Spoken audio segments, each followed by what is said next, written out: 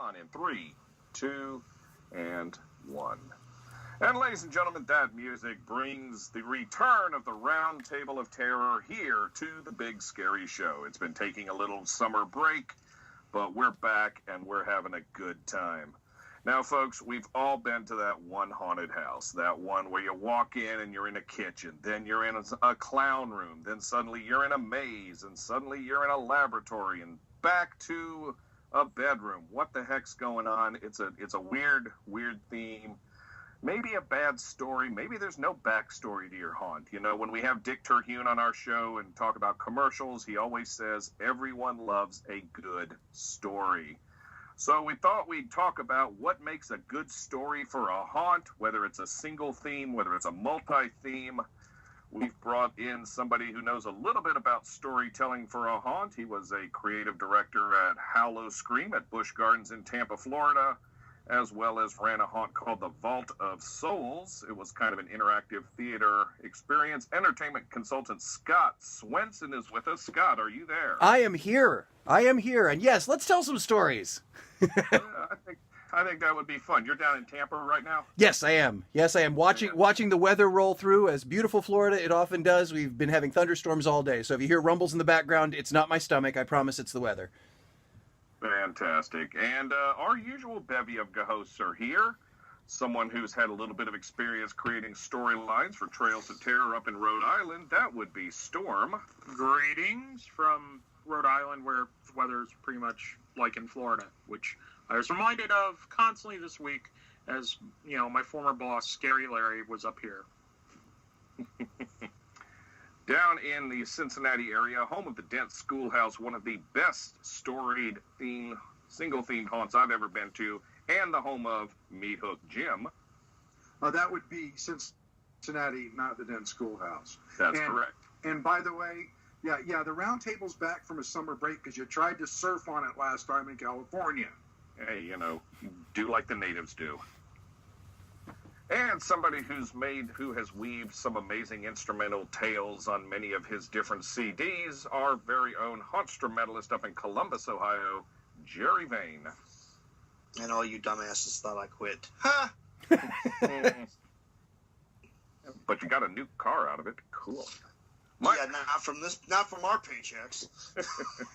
My name is Drew Badger. That's my story. I'm sticking to it. So, let's talk about Scott.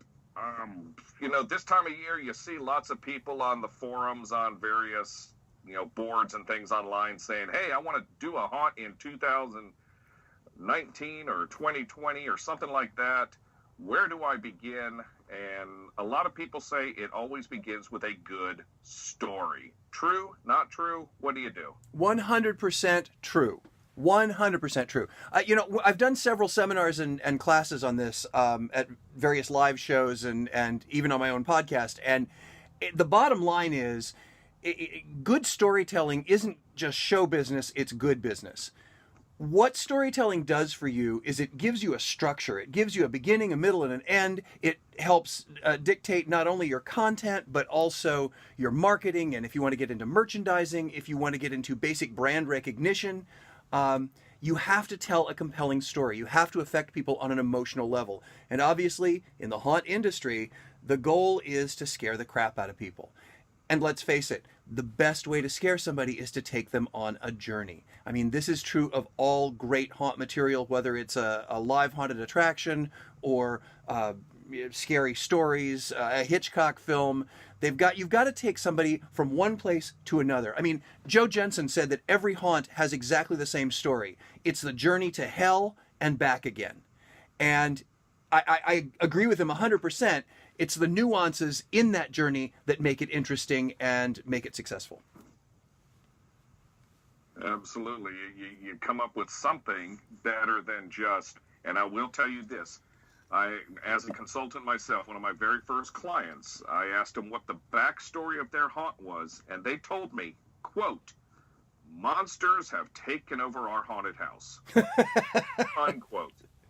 Now, granted, his haunted house was chock full of monsters, but I don't think you can really build a really good story off that. No, it's honestly, it's like walking through a trade show or a showroom floor. When I first did my very first seminar that I did on storytelling, the subtitle was "Where the hell did that clown come from?"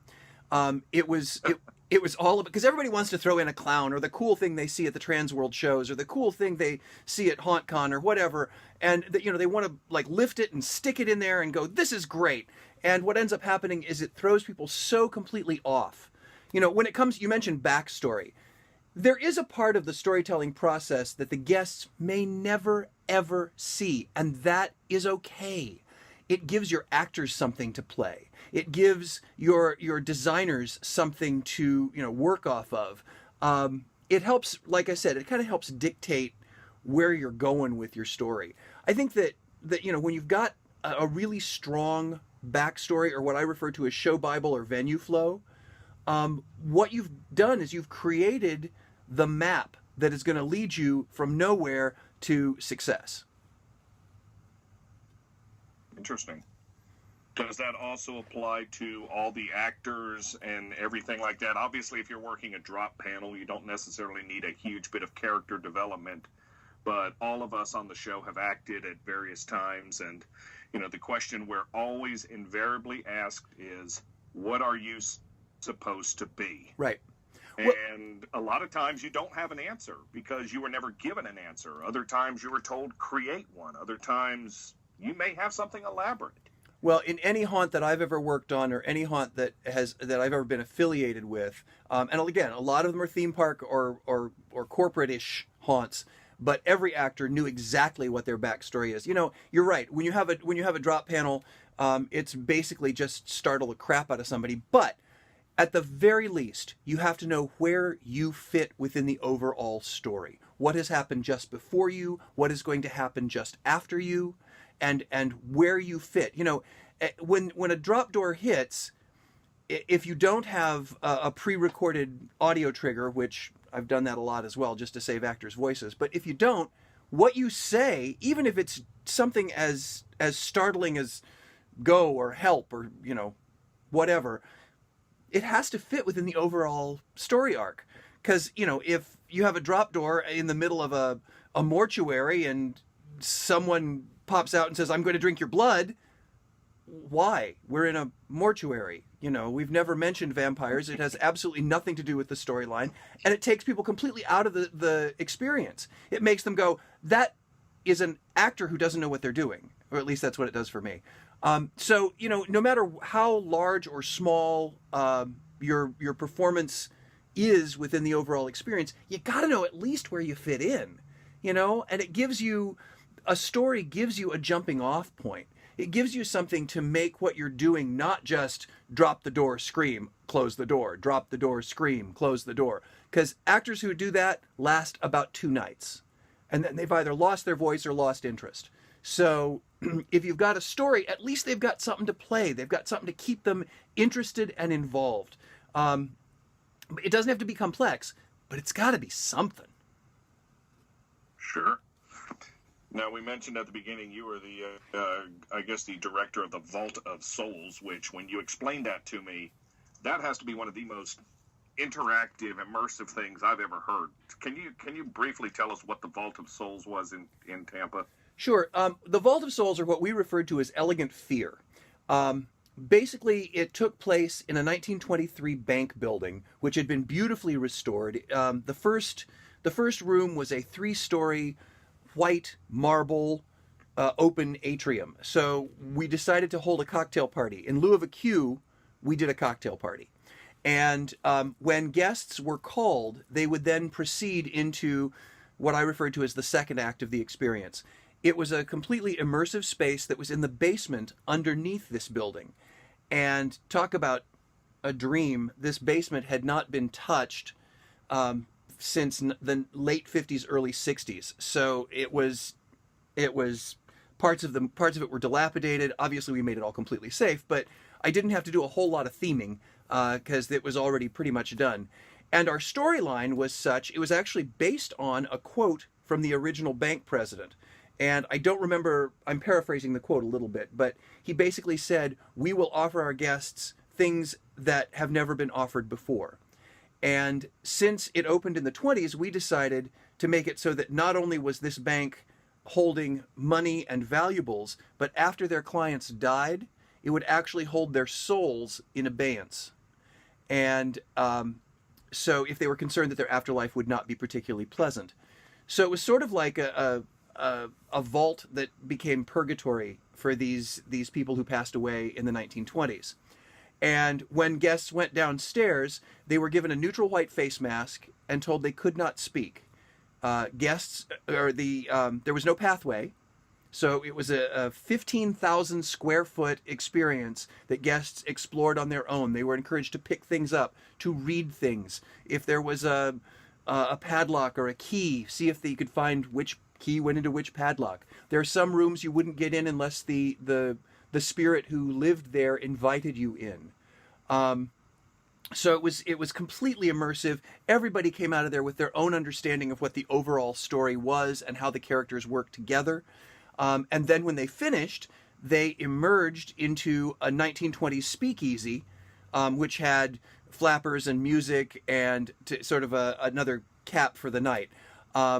So it was a great story arc of starting off in elegance, going into this realm of uncertainty, dealing with these echoes from the past, and then coming up into a great big 1920s party. And I'm guessing no clowns. It's funny that you say that. We had one clown who was actually a parkour artist, and he was all in white and basically a Poirot clown who was part of the cocktail party. So he would come out and occasionally serve drinks. Because again, Tampa does have some circus history. He was one of the spirits that got trapped in the building. None of the people who worked in the cocktail party ever acknowledged that he was there, but only the guests could quote unquote see him. That's cool. That's really cool.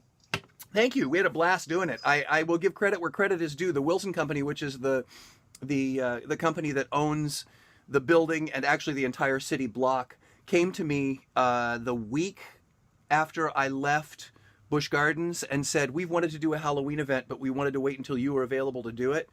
So they were the ones who completely funded the whole thing and brought me on and gave me incredible creative control, which I shall always, always, always be grateful for. And honestly, we'd still be doing it, except they just purchased another city block in downtown Tampa, which they are revitalizing. And they said, hold on to your ideas, Scott. We want to do this again, but in a new location. So sometime in the future, maybe here in Tampa, we'll get another Halloween immersive theater piece.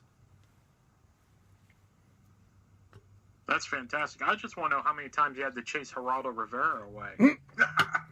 Oh, God. Okay, so what's really funny, there is in the basement, because there's parts of that basement that we don't know what the hell was going on. I mean, it had its original vault, which the door itself was 18 tons. So, I mean, I couldn't have built Scenic like that. I had this incredible playground down there, but one of the walls had clearly been broken into and then bricked over. Oh, fantastic. So, and we still don't know. We actually did when we were doing our ground plan, we actually did a sonic survey of the whole basement. And according to that, there was an opening behind that walled off wall, but we still don't know what's back there. So who knows? We may need to call Geraldo. That's Jimmy Hoffa's little brother's mother. Badger's personality. Oh! Shots fired! Now, one of the interesting things with storytelling a lot of it comes to how people, explain your haunt and stuff to it. But I've seen so many haunts do this too, and it's literally the zipper face makeup of haunt, stories. It's such and such so-and-so gone bad. that one drives me nuts. I mean, it's like you see haunts and you got to have this middle ground, because either things are too simple, it's a hospital gone bad, or I've seen haunts go into these incredibly complex, I think I'm Stephen King storytelling, and people come out of there confused. Oh, it's pretty cool, but I have no idea what the guy in the black leather was at the end of it. Right. I agree completely. You have to recognize that the audience for these haunts is very broad. So you have to have enough storyline so that people understand what the beginning, the middle, and the end is. I mean, storytelling is not really brain surgery. You have to remember it has three important parts. It has exposition, a series of incidents that raise the importance or the emotional content, and then some sort of finale, and then some sort of denouement, something that brings you back into the world of reality. So you have to have at least those basic pieces. Now, if you want to go ahead and add detail, that's great, but the detail cannot be as important as the big structural pieces. Because I agree with you. I've gone to some haunts where I'm going,